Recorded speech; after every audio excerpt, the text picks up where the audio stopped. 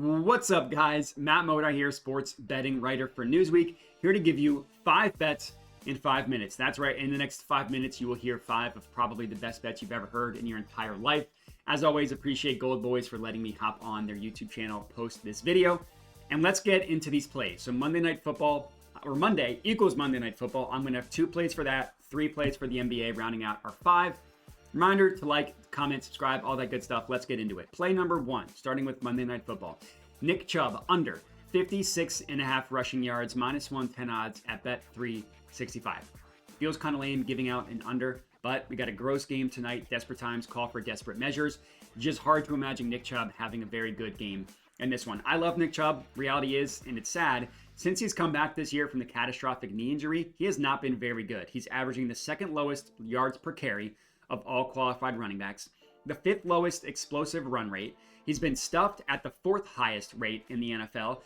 He's got the 7th lowest missed tackles per attempt and the 9th fewest yards after contact. That just shows a running back that is not breaking a lot of tackles, not doing a lot after getting contacted, just not being a very good running back.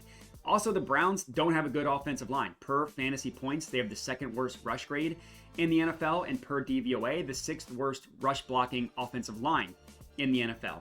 Now going up against the Broncos defense that has been very, very good against the run on the entire season. Broncos are allowing the lowest adjusted yards before contact per attempt.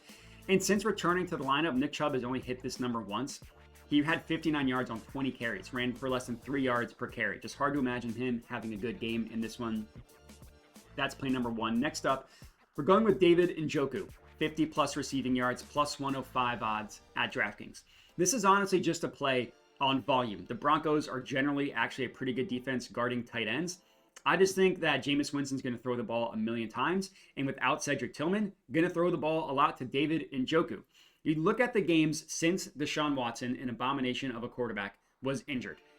David Njoku's had a very good year since that injury. You take out the snow game last week because weird game, no passing.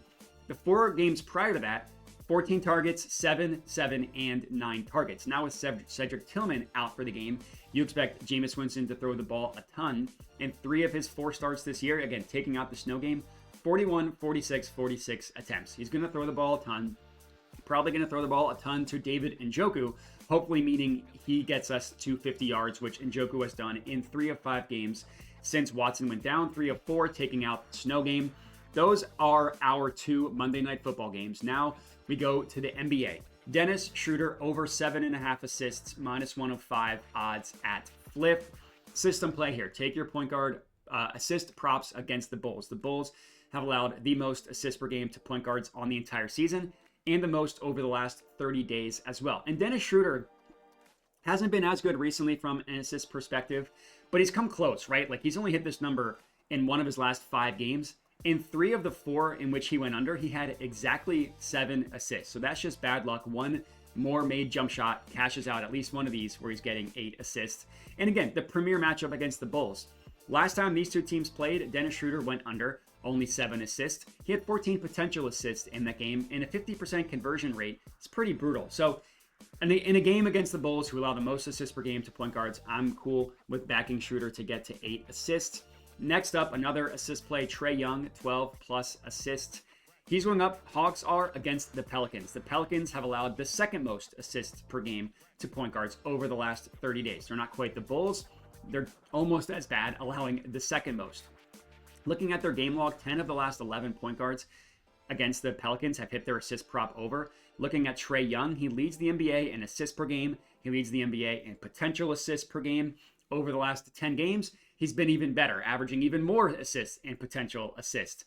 In 3 of his last 5 games, he's had 19, 22, and 16 assists. Just been incredible from an assist perspective.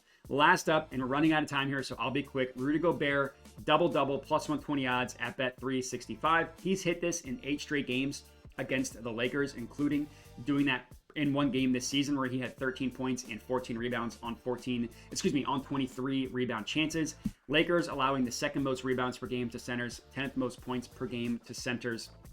Rudy Gobert did it in their first game this year. He did it in all 3 games against them last year, and he's done it in 8 straight against the Lakers. So I love Gobert to record a double-double, and that's all we got. Again, Matt Modi, sports betting writer for Newsweek. I appreciate everybody for watching. Make sure to like the video, comment, subscribe. Go follow all GoldBoys on all social media channels, and have a good one.